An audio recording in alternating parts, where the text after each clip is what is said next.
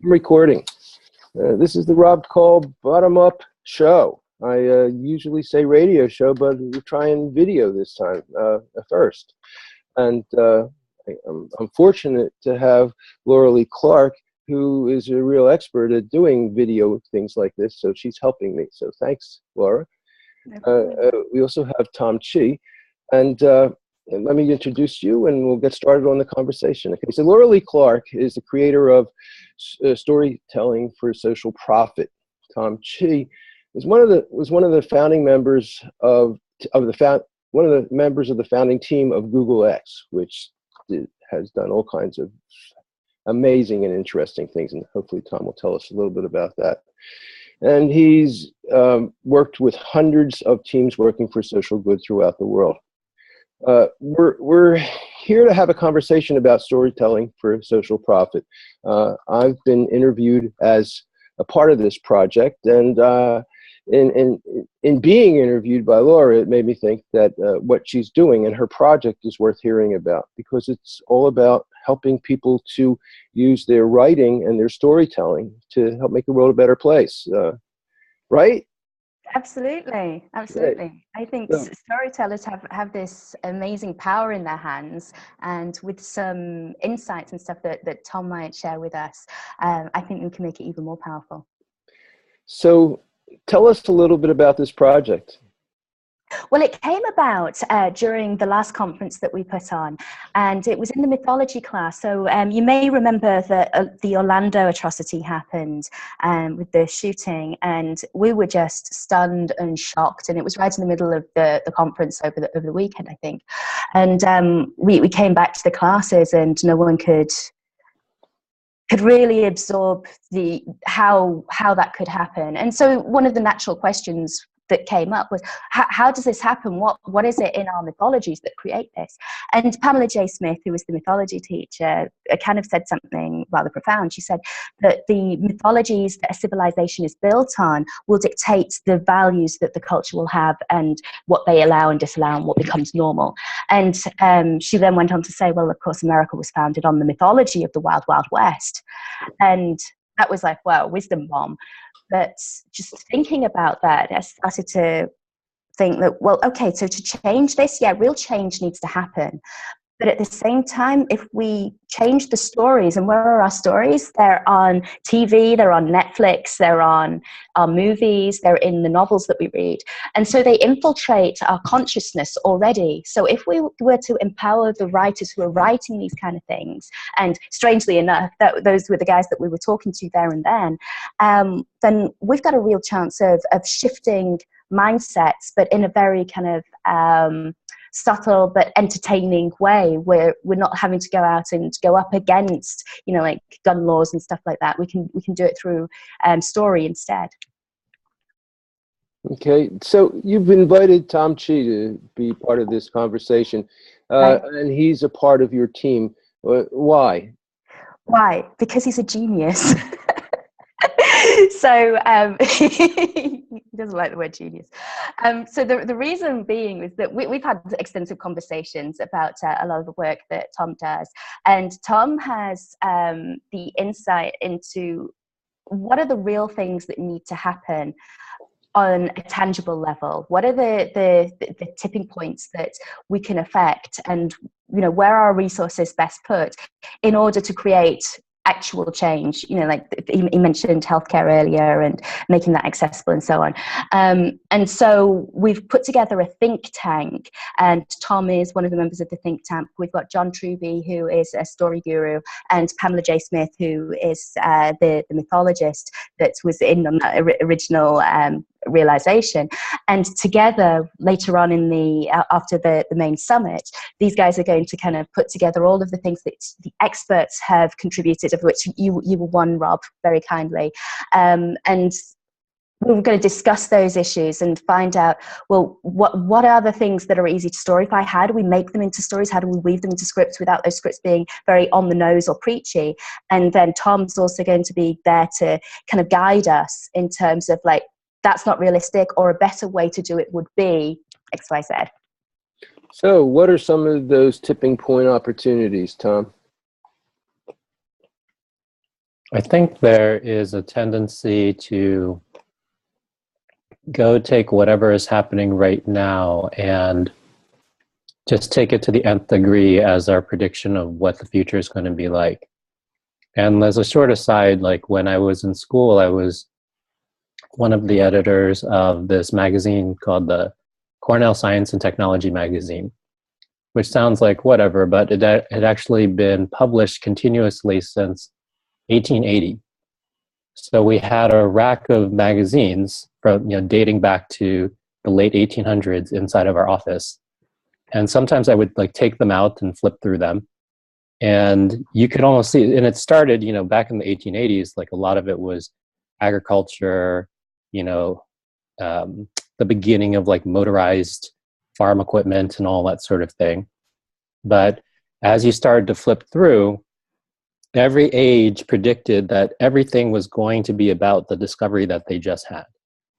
So as soon as radioactivity was discovered, the ads in the back of the magazine where it's like, take this pill, this radioactivity will make you healthy. Everything is going to be, powered by the atom, and so on and so forth. We start, firing rockets into space, everything's going to be rocket powered. And right now we're in this particular age where we really like our computers, and we really think that everything about the future is going to be about our latest, technological fetish. And I would say, being able to scan over 100 years of that gives you some perspective that, yeah, that's pretty far off. So when I try to go think about, because we don't have cities that are floating on rockets, people don't eat radium every day in order to stay healthy. It's not that radioactivity or rocket science or whatever hasn't affected the world in any way, but it's always in the appropriate proportion, and like the energy of that fad goes away over time. Right now we're in a fad around data and artificial intelligence, and there will be a proportion that's valuable. Now the grounding cord to what will actually need to happen in the world is really just the physical possibilities of the world. And that sounds like really, basic and obvious, but I think that society overall has lost touch with it, right? There's the sensibility that if you have enough money or you have enough resources, then anything is possible for you. But in truth, if you were to trace back even, the food that you ate today, you required the labor of both the earth and of thousands of people for the food that you're eating today to be able to enter your mouth. And I think the place that we're going to need to go in terms of the grounding cord is going to be this reconnection to the actual true cycles of the movement of energy around our ecosystem and the planet. Because right now it's insanely imbalanced, and basically there isn't a condition where humanity lasts very much longer in the absence of bringing that back into balance. And there's a lot more to say about that, because lots of parts to bringing it back into balance. But that's the grounding cord. It's not artificial intelligence, nor is it eating radium. Well, let's go to one of the phrases that you've used a couple times, grounding cord. Yeah. What does that mean?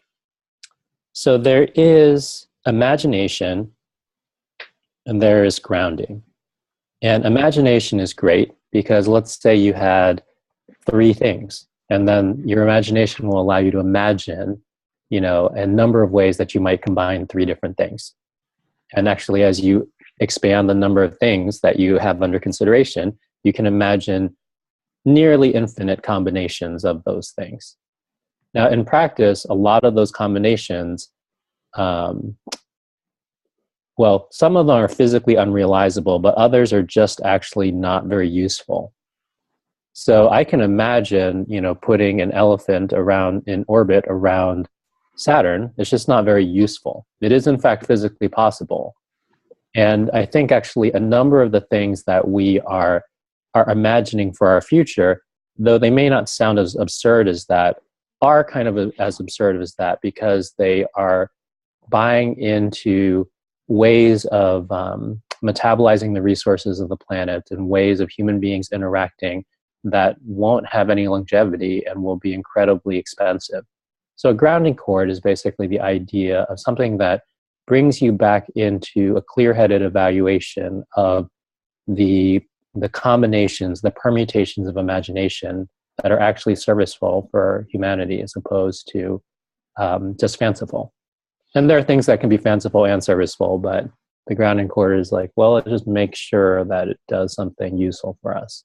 And that sounds like a big part of the job that Laura Leigh has brought you in to do for this gig. Yep. Something You're the like grounding chord. Yeah, I think so. My first job was as an astrophysicist, and I think always physicists are pretty grounded, actually. I mean, they get a little heady around string theory and stuff. And, Oh, shush. oh, okay. I'm not supposed to. You picked Not supposed that to one say out because that was my master's, so he's just teasing there. Go on. That's true too, but it's okay.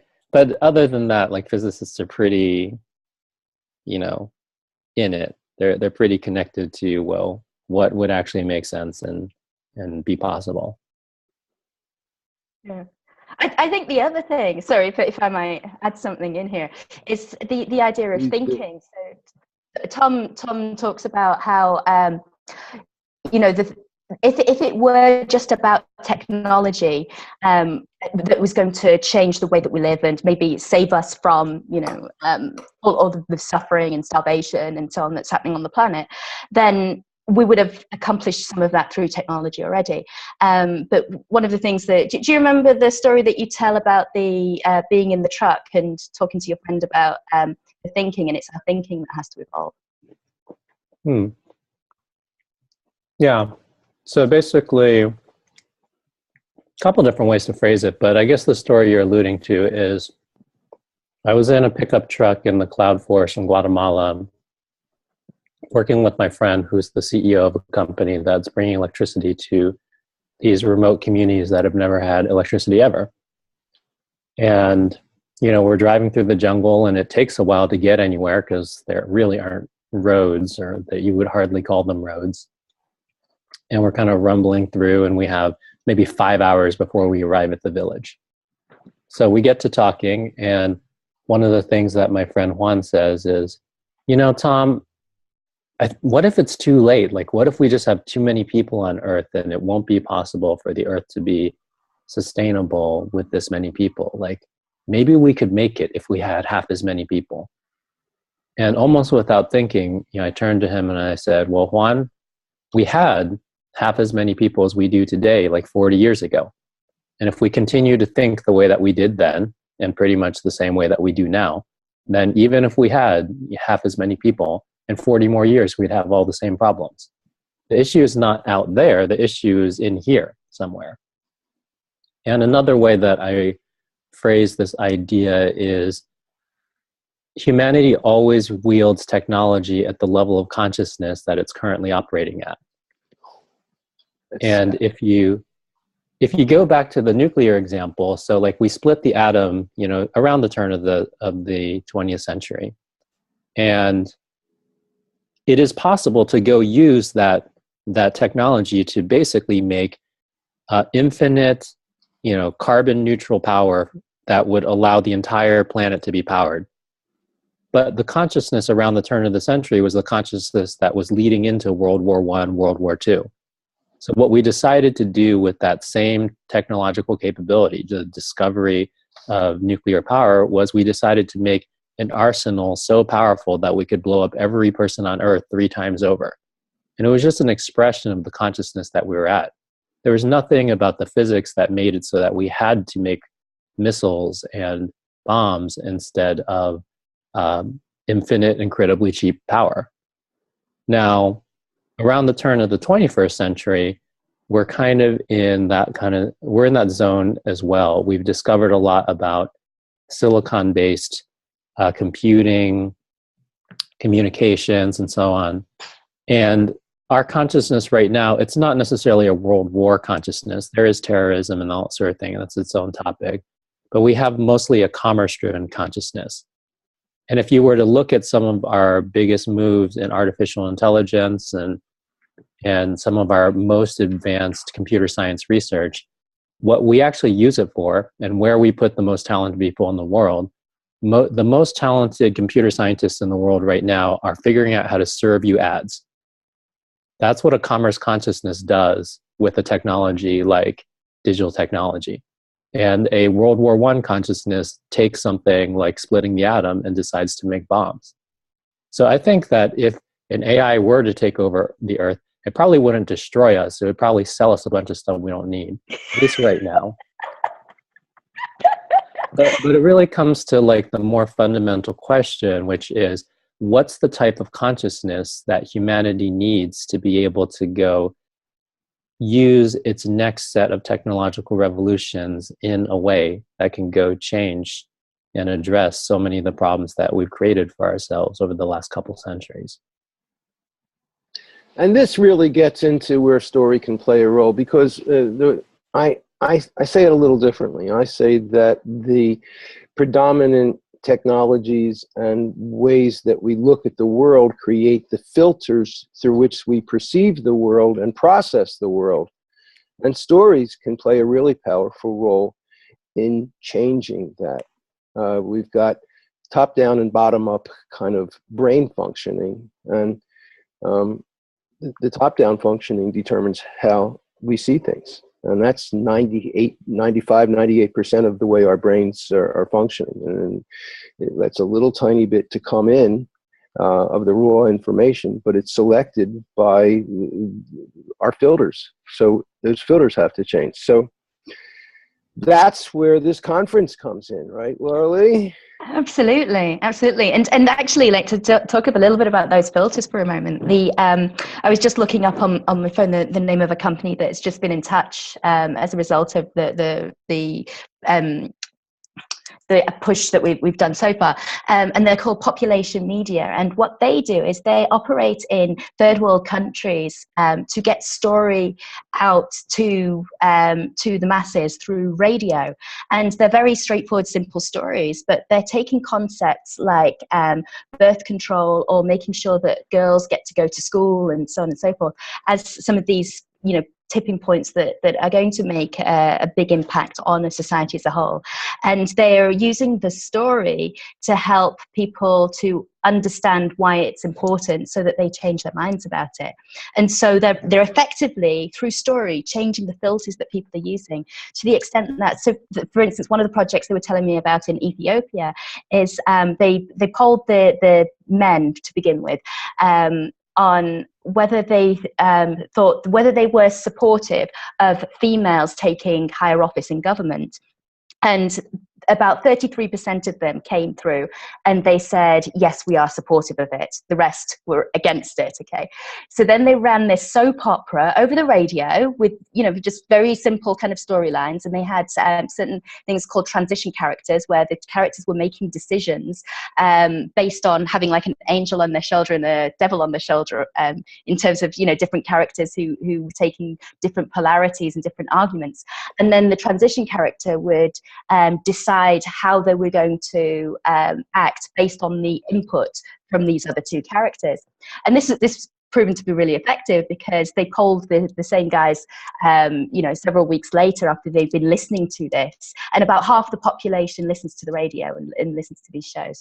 And they found that 66% of them were in favor of women taking higher office after listening to these stories. Wow, if only that could happen. That was my best thought. Wow, that's like magic. Yeah. You could put something in the water too. That was just with story. So imagine what might be possible in terms of all of these filters where Tom's talking about we're using the filters of commerce here. What if we started using some of the filters that you and I have talked about in terms of the universal female paradigm about how we work collectively for the land and in conjunction with nature rather than against it. And if that became our primary narrative and primary reference frame, imagine what might be possible there. Yeah, and really what Tom described made me think a lot about, I went to a conference in September on sustainable wisdom, which was primarily about learning from indigenous peoples. Because it sounds, Tom, like that's what you're talking about. Rediscovering that kind of wisdom that looks to make decisions based on how they'll affect the next 7 generations. That's absolutely right. And I think as we think about like a global consciousness, we need to even think beyond that. But for us to start thinking like even 2 generations out, that would be a huge improvement on now. Right now, I think people think maybe 3 to 5 years out, and then they're obsessed with what's happening on social media right now. So if you were to like make a little chart of percentage of time that focuses on different, time scales, then it's really moved in and become very narrow and tight, like a little pinpoint around like a very anxious and frenetic now, as opposed to in the past there was this sensibility of we are of this earth. And even as you get very technological, like you are literally breathing and living the earth. It's becoming you, and you are becoming it all the time. I did a calculation, and it indicated that 7% of your entire body mass is cycled out with the environment every single day. So it means in 14 days you cycled out equivalent to the entire weight of your body. And each year, 98% of all the atoms in your body cycle out. That means in that time period, all the stuff of the earth became you, and you became it. Now, if you take the illusory story, its own idea, that you are somehow separate than the earth, then this thing, you're going to run into all sorts of problems, because every 14 days, you're becoming the thing that you're polluting. Right? Every year, 98% of the atoms of you came from the thing that you've decided to pollute. Absolutely. Sorry. Well, it's just I'm in the middle of writing a book called Bottom Up: The Connection Revolution, and one of I say the core conclusion that I developed in working on this book was the idea that we need to develop connection consciousness, which comes from getting into systems theory as opposed to the more Newtonian approach to science, which basically says that everything's connected to everything, and that looks at things in terms of relationships and how things are connected to each other.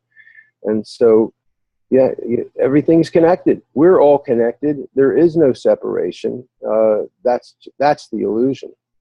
So I think that systems theory is important in terms of the large scale design. I think in terms of consciousness, the piece that's been missing, because systems theory is also a kind of very heady world where you're looking at different sorts of abstracting concepts that can contain the definition of a system. But I think the thing that's missing is just direct embodied sensibility on connectedness.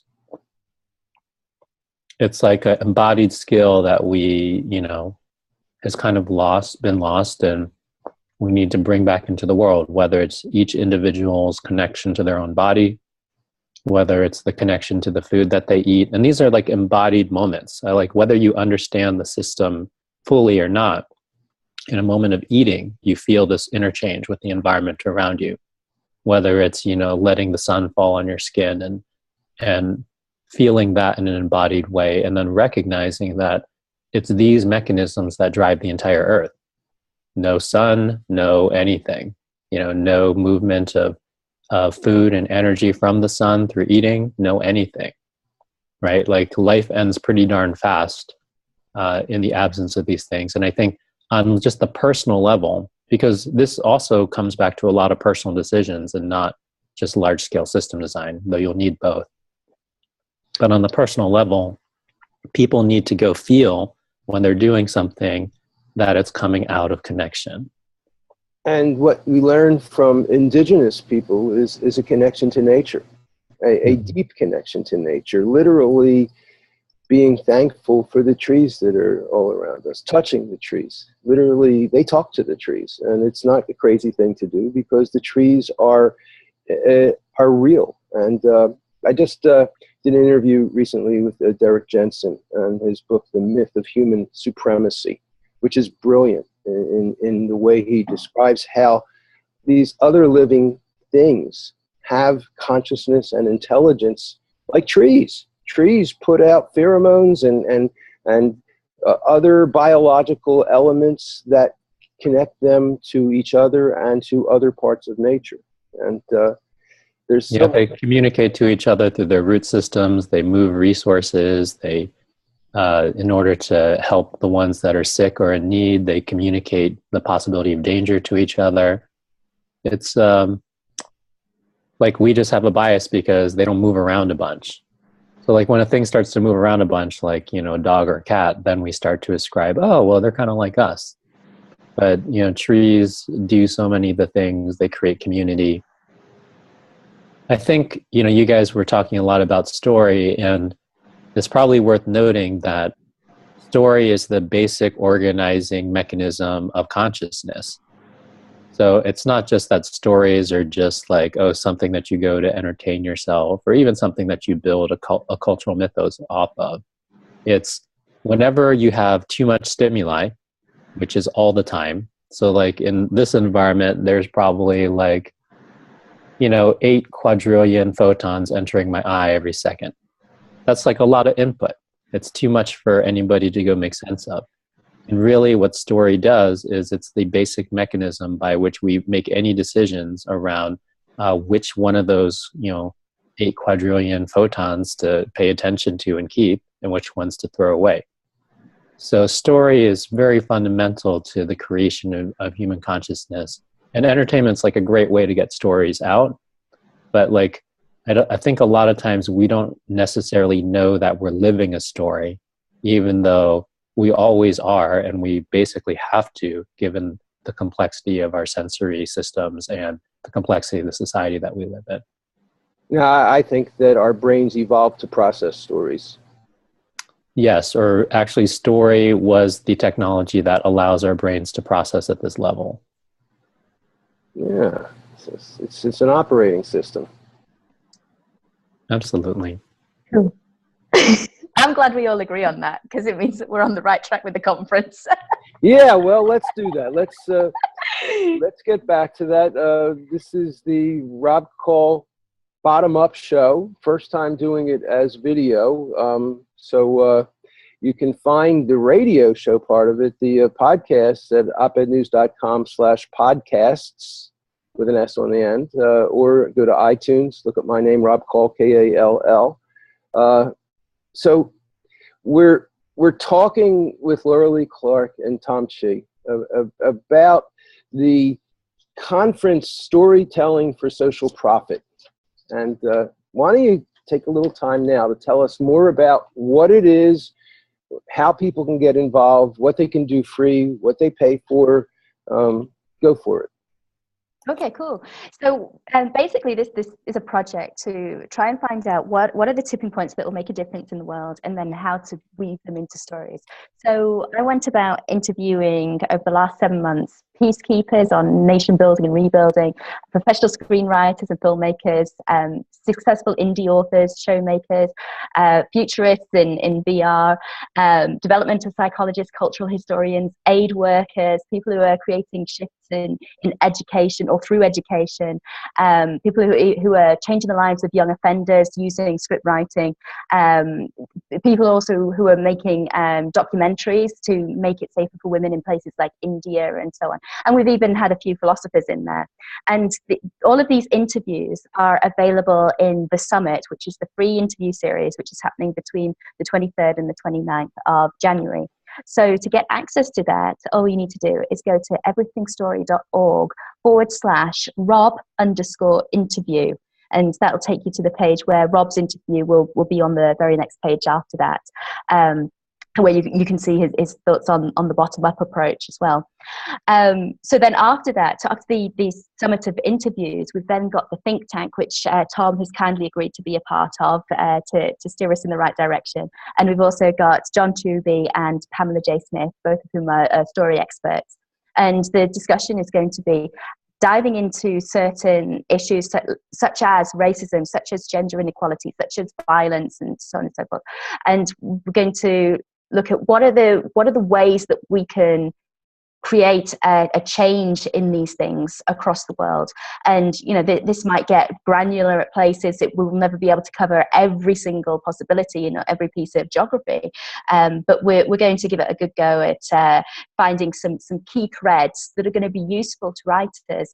And then anyone who's either interested in making a change or interested in telling a story in whatever media, they're then going to have the tools in the classes afterwards to go take those concepts and weave them into their stories and weave them into the narratives that they're putting out, either through, that whether it's their social enterprise or whether they're writing a film script.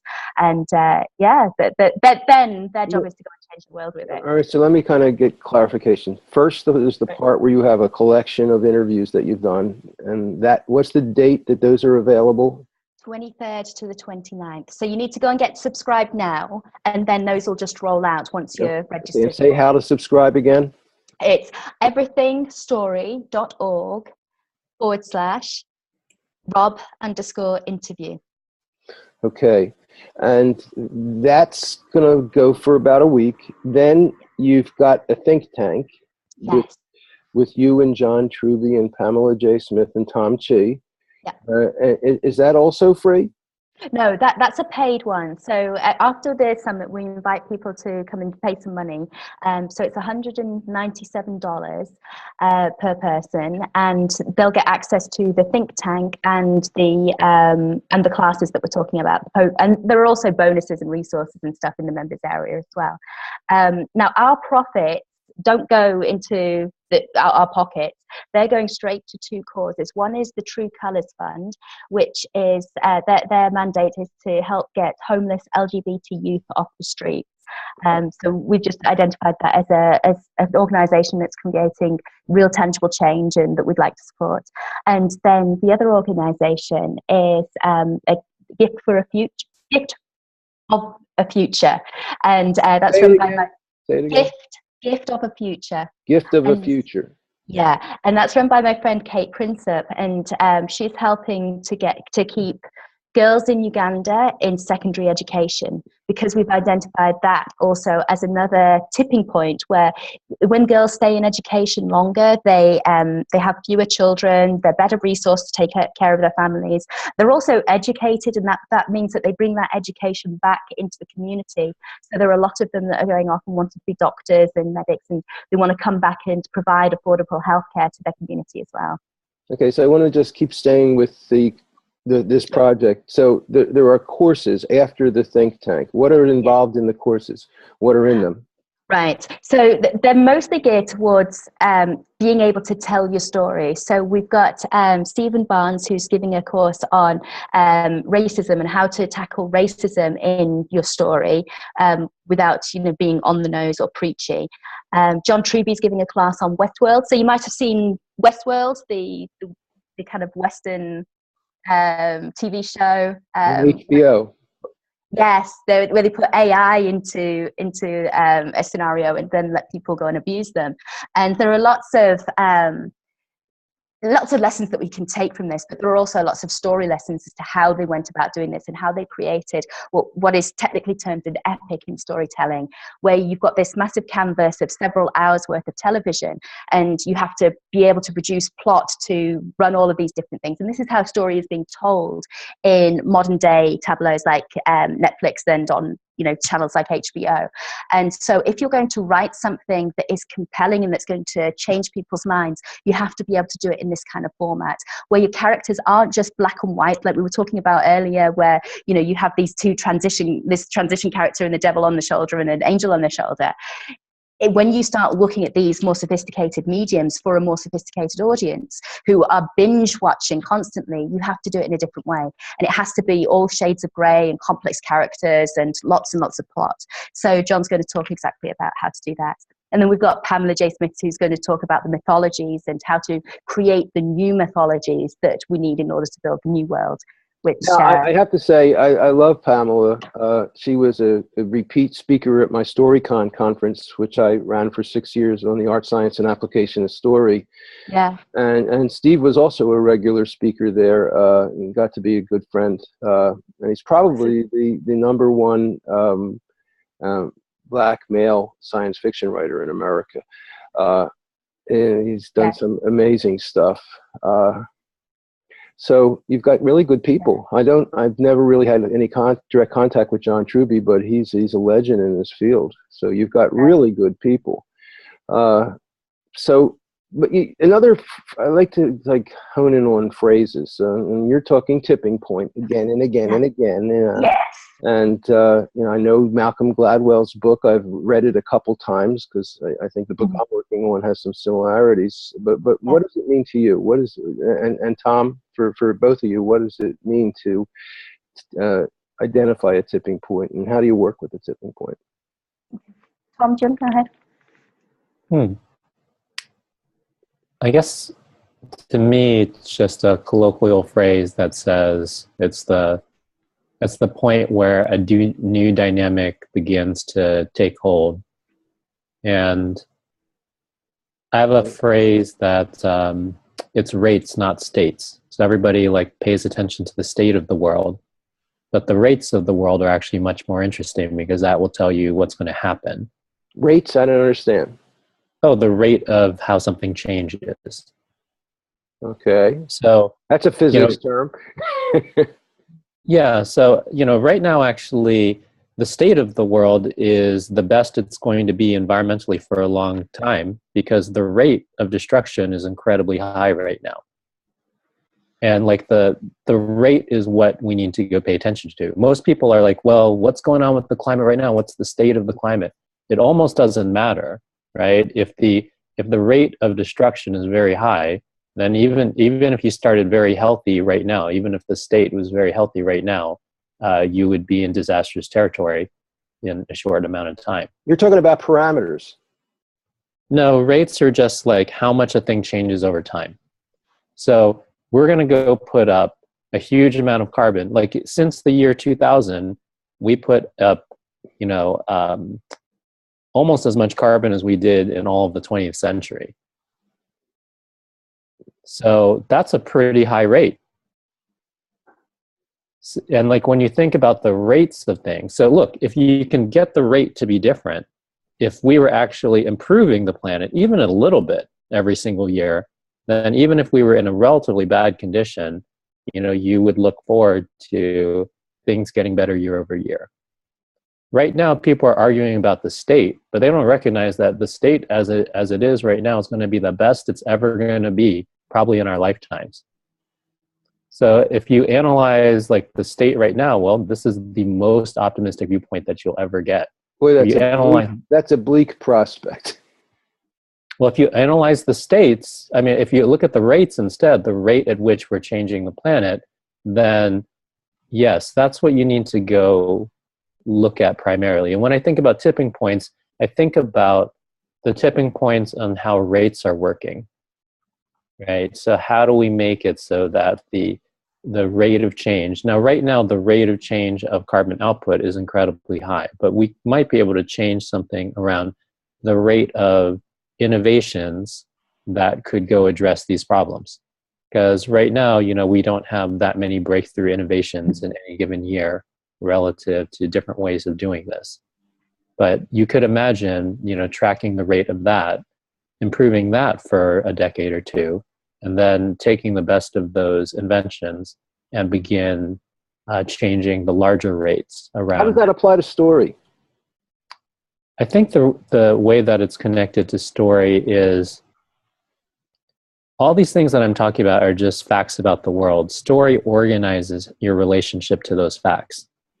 So a person could look at that and just like you said, well, that's a grim prospect, and you can go and fast forward those set of facts into a type of dystopian world where, the lands are flooded and the rich are the only ones that are able to be safe from, the environmental crises and so on and so forth.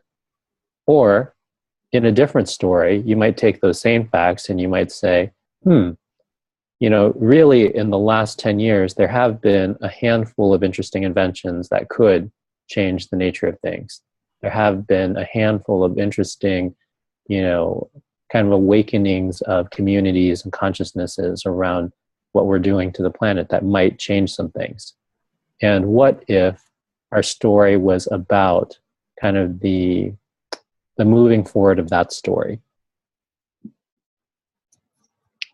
So, yeah, I think this is the question. I'm not a story writer. I'm very curious about what the folks that Laura is bringing to the conference and the other storytellers, the professional storytellers, make of it in terms of how to go communicate this. As a scientist and as an engineer, I'm able to go figure out what the rates are. So, I have a very clear mathematical sensibility on the sort of dangerous area that we're in right now. But how does one construct the narrative that leads to action? I think that is certainly work of the storytellers. Yeah. Yeah, and there are so many of these dystopian stories that come out almost every week, and all these series on Netflix and what have you. That seems to be the narrative. So I guess one of the challenges is to figure out how to shift it, how to transition it so that it is a more hopeful one. Have any ideas that you're going to be sharing? Yes, absolutely. So in one of the interviews with a guy called Chris Fox, who is a badass science fiction and fantasy writer out on the indie novelist kind of writing field, he had some great ideas, and he's actually tested this as well, where everyone agrees that there's too much of the dystopia, but people, if audiences love it, Hollywood's going to keep giving it to them, and writers are going to be forced to have to serve up what they want. But whilst we're doing that, we're kind of reprogramming people to think that the world can't work and all is doom and gloom, so why the hell bother? So what Chris started doing was starting off his story in a dystopian world, and then saying, okay, now that we've got these characters established here, and this is the state of affairs, how do we get them to be inventive? How do we get them to build a new community out of the ashes of the destruction that's happened? And some of this is like a lot of the post-apocalyptic stuff that is more negative is all survival, and it's not going to end well because it's post-apocalyptic. But what he's saying is, how do you take a dystopia and then make it into something that's akin to the kind of frames that you and I have been talking about in terms of this getting back to nature and connecting up? Tom, what you said about rates, it made me think of what's now the best-selling movie out there, Hidden Figures. I don't know if either of you have seen it, but it's about 3 African-American women who are parts of NASA. Right. And one of them played a huge role in the first time an American orbited the planet, John Glenn. And what she had to do was to solve the problem of how to go from an elliptical orbit into an orbit that would take the capsule to a landing.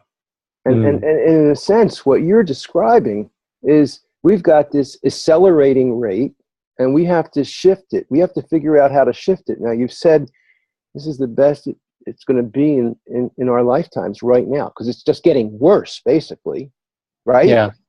So what we need to do is we need to downshift, decelerate, but then shift into another kind of a path that moves us in a positive direction, right? Yeah, this is actually the framing idea for all of my work, which is that humanity needs to figure out how to become a net positive to nature. Amen. That's the only condition where humanity lasts for a long time. Like pretty much in all other conditions, we'll burn ourselves out in 100, 1,000 years. How do we do that? We keep going. It's actually kind of straightforward. There's just a handful of things that constitute the health of nature. So it means that every single year that human beings are in a place, we need to add more topsoil to that place. And that, from the physics perspective, should be very straightforward, because more human beings mean more compostable waste. Instead, most of the places that we drain away topsoil, we drive erosion, we plant in such a way that, or take the plants away in such a way that the topsoil does not stay. We're extractive. Right. Well, extractive and neglectful. There's a lot of places where we didn't even use it for anything and we destroyed the topsoil. So maybe that's even worse than extractive, because at least you made something of the extractive thing, but neither one is great. So soil. And then every place that human beings live, the air and water should get cleaner every year. Now that's a bit harder on the physics perspective, but it's kind of an imperative for human health. And of all places, China right now is getting very keen to this, because every day just to breathe the air. And even then, it's really, really unhealthy. Like, you feel it in China and India, really. You feel it as like a force of illness in you. But anyway, so clean air, clean water, topsoil, and then the last one is species biodiversity.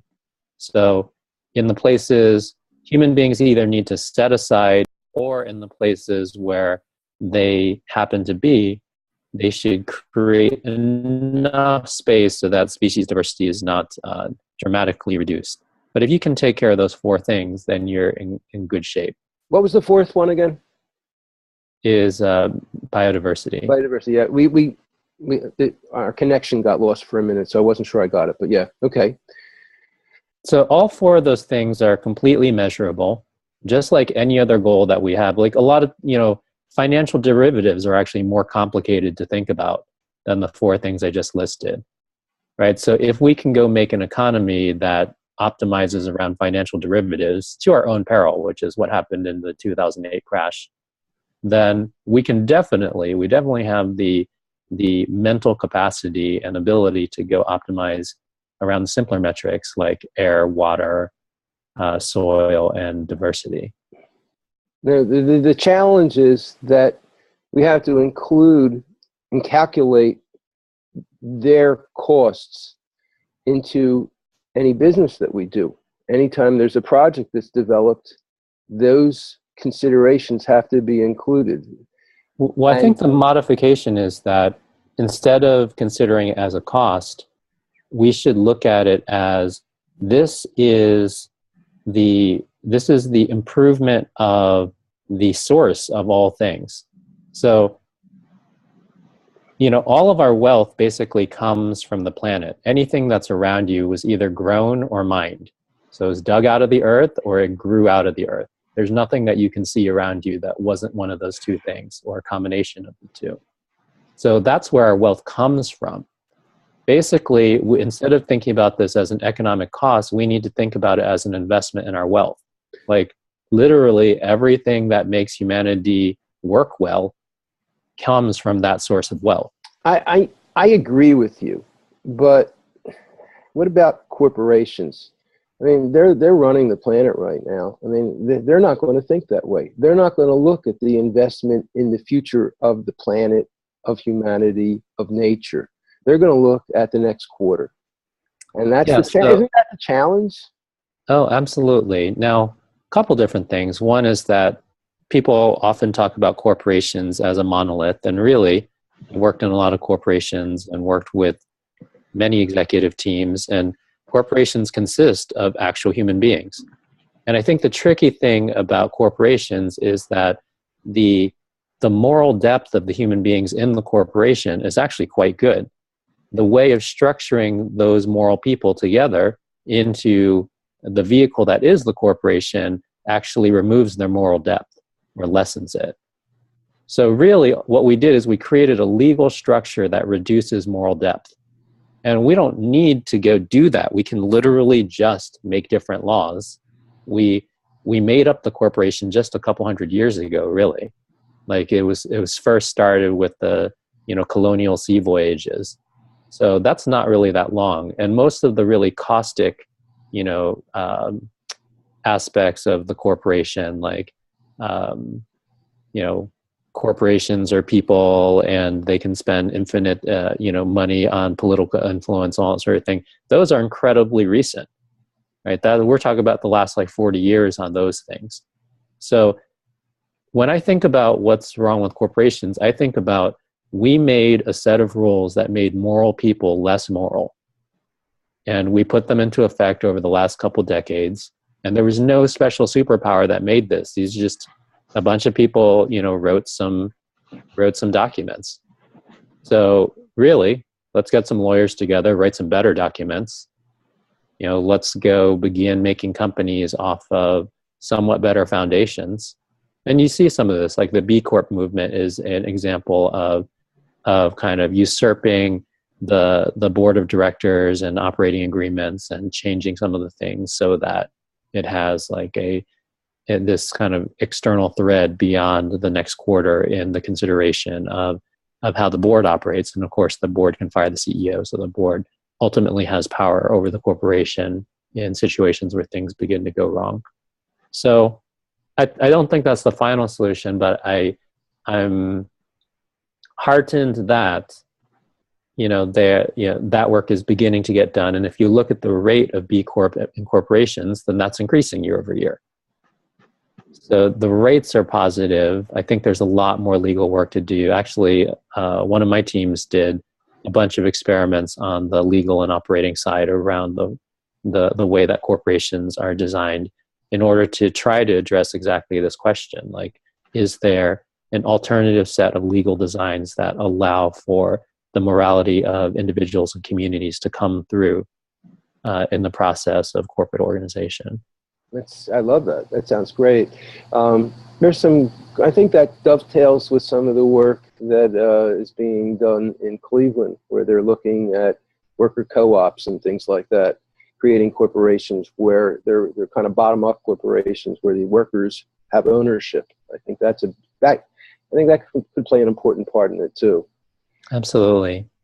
So let me just throw in bottom up. We're coming to the end of the interview. I call the show Bottom Up because I believe we're transitioning from a more top down to a more bottom up culture and way of doing business, which is the way that humans existed before civilization. Do you have any thoughts about it? I know I'm just kind of throwing it out at you, but. Yeah, I was going to say something about that right when you mentioned cooperative ownership. So I think, technology in a way has the potential, at least at this juncture, to have brought everything full circle, right? So there was a point when technology made everything mass production and homogenized, right? You only had a handful of television channels. Everybody had to watch the same thing. You had a couple big companies that would make most of the stuff that you would buy. So everybody's got the same soap. Everybody's got the same, handful of cars and whatever.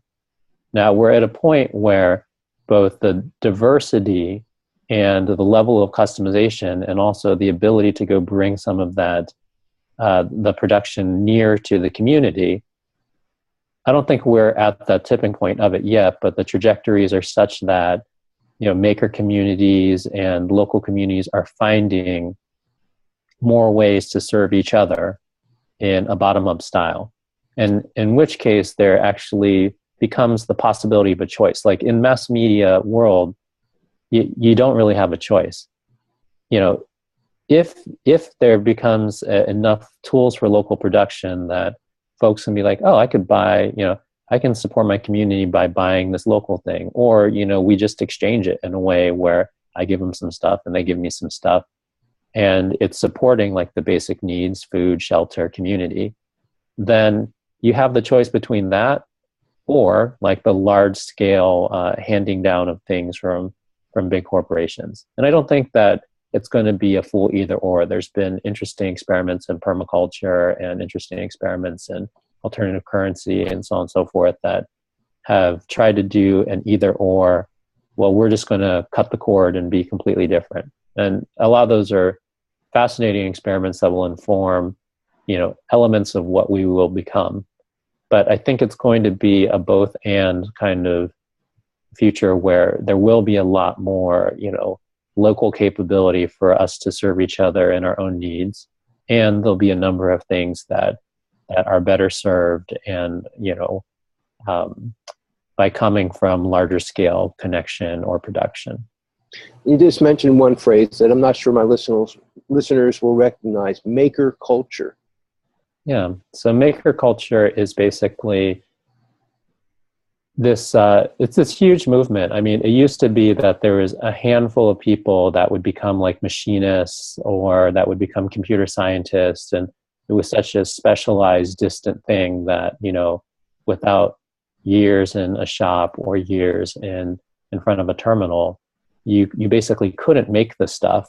It's like, oh, can you make this ball? Can you make this cup? Can you make this computer? Most people cannot. Now, maker culture is basically this, it's a movement wherein a lot of these tools of production have come closer to home now. So it is now possible for people to make relatively sophisticated things. You can go cut your own circuit boards on a little desktop CNC machine. You can 3D print, things that used to be only possible through large-scale industrial molds and other manufacturing techniques.